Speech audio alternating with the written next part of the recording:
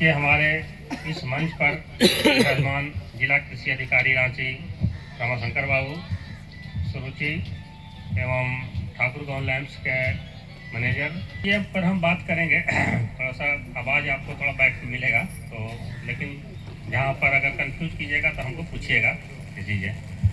देखिए, आज का जो विषय है, जो आप चर्चा जितना हुआ उसमें शायद 2-3 चीज़ें बातें आपको से आई कि रासायनिक खाद की मात्रा को हम कम करें। अब कितना कम करें यहाँ पर डिपेंड है, 25% करें या 50% करें, लेकिन 25 से 50% जरूर कीजिए, समझे।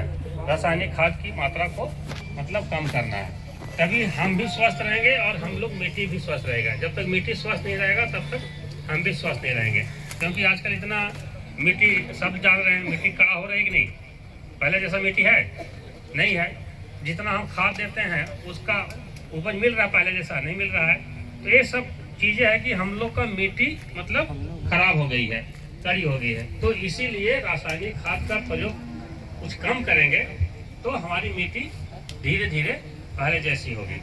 दूसरी चीज़ कि अब रासायनिक खाद का प्रयोग कम करेंगे तो क्या देंगे, तो आपको चंदन जी ने बताया काफ़ी देर तक, सुरुचि ने है कि हमको उससे नैनो यूरिया या नैनो डीएपी को प्रयोग में बढ़ावा देना होगा और अदर जो ऑर्गेनिक खाद है उसको प्रयोग के रूप में हमको लाना होगा, तभी हम मतलब उपज भी लेंगे और मिट्टी भी हमारी स्वस्थ रहेगी। तो ये चीज़ें हैं। यूरिया अगर हम कोई किसान अगर 100 kg यूरिया देता है, 2 बोरा यूरिया दिया, तो पौधा कितना लेता है कुछ मालूम है आपको, और कितना नष्ट होता है बताइए कोई किसान? 40%। अगर कोई हेलो हाँ, अगर कोई किसान 100 kg यूरिया 1 एकड़ जमीन में डालता है या अपने खेत में डाल दिया, तो धान का अगर पौधा है तो 35% लेगा मैक्सिमम, 30 से 35%। अगर गेहूं या अभी रबी फसल है तो 40% तक यूरिया पौधा लेता है। तो बाकी अब क्या यूरिया होता है, 60% यूरिया क्या हुआ, 65% यूरिया क्या कहाँ गया, तो आपको वही मिट्टी में ही आपको मिट्टी कड़ा हो रही है, पानी के साथ नीचे जल में चला गया। जो आप हम लोग आज पानी पी रहे हैं, इसलिए पानी भी अशुद्ध है। हेलो, तो पानी भी हमारा अशुद्ध हो गया, पानी हम पी नहीं पा रहे हैं। तो इसीलिए हम लोग को यूरिया का भी उपयोग धीरे धीरे कम करना होगा, तभी मिट्टी भी बचेगी और हमारी जल भी बचेगी, समझा। ये चीज़ें हैं। तो इसीलिए सबसे पहला जो मूल मंत्र है इस कार्यक्रम का कि हमको रासायनिक खाद की मात्रा को धीरे धीरे कम करके नैनो उर्वरक जो है तरल जो आया है उसको हम लोग को बढ़ावा देना है। क्या देना है आपको डोज बता ही दिया, समझा। 5 ml 1 लीटर पानी में, अगर नैनो यूरिया स्प्रे कर रहे हैं तो 5 लीटर 1 लीटर पानी में आप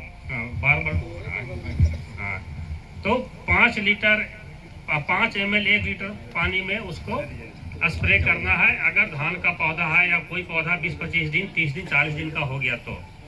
लेकिन एक जो नैनो डीएपी के बारे में अभी जो बीज शोधन आप लोगों ने देखा, नैनो डीएपी इतना अच्छे तरीके से बनाया गया कि इसको 3-4 तरीके से आप प्रयोग कर सकते हैं। एक तो आपने लाइव देखा बीज शोधन, इसको बीज शोधन के रूप में भी प्रयोग कर सकते हैं। अगर बीज शोधन हो गया नहीं छूट गया तो जड़ शोधन कर लीजिए। आज आपके यहाँ तो साग सब्जी अच्छा खेती होता है, उसके जड़ को डुबो के 10-15 मिनट रखिए, 1 लीटर पानी में 5 से 10 ml नैनो डीएपी लीजिए, उसको मिला लीजिए, 20-25 मिनट उसका जड़ को उखाड़ के रखिए और उसको डुबो के दीजिए। उसके बाद फिर जहाँ आपको फूल गोभी टमाटर जहाँ रुपाई बुवाई करना वहाँ रुपाई उसको कर दीजिए।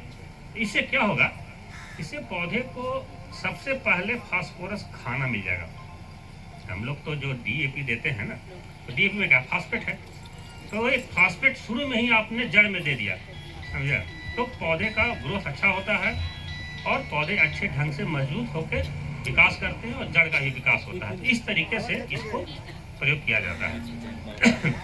आपने बीज शोधन नहीं किया, जड़ शोधन नहीं किया, तब लास्ट ऑप्शन है इसका स्प्रे। आप किसी भी के साथ इसको मिला के स्प्रे कर सकते हैं। कोई दवाई दुकान से दवाई ले लीजिए, आपको कोई दवाई रोग लगा है तो उसमें मिला के आप स्प्रे कर सकते हैं। आपको कीड़ा मकोड़ा लगा है उसको दवाई के साथ मिला लीजिए, तो उसमें भी ये साथ में मिला के इसको स्प्रे कर सकते हैं, इसमें कोई नुकसान नहीं है। लेकिन मैंगो जेब के साथ इसका स्प्रे नहीं होगा। मैंगो जेब आलू में आप लोग का बहुत झुलसा रोग लगता है, तो इसमें मैंगो जेब का इस्तेमाल होता है, लेकिन मैंगो जेब के साथ नहीं मिलाइएगा इसको। लेकिन तो भी अगर मिलाना होगा तो पहले आप टेस्ट कर लीजिए, आप हाथे में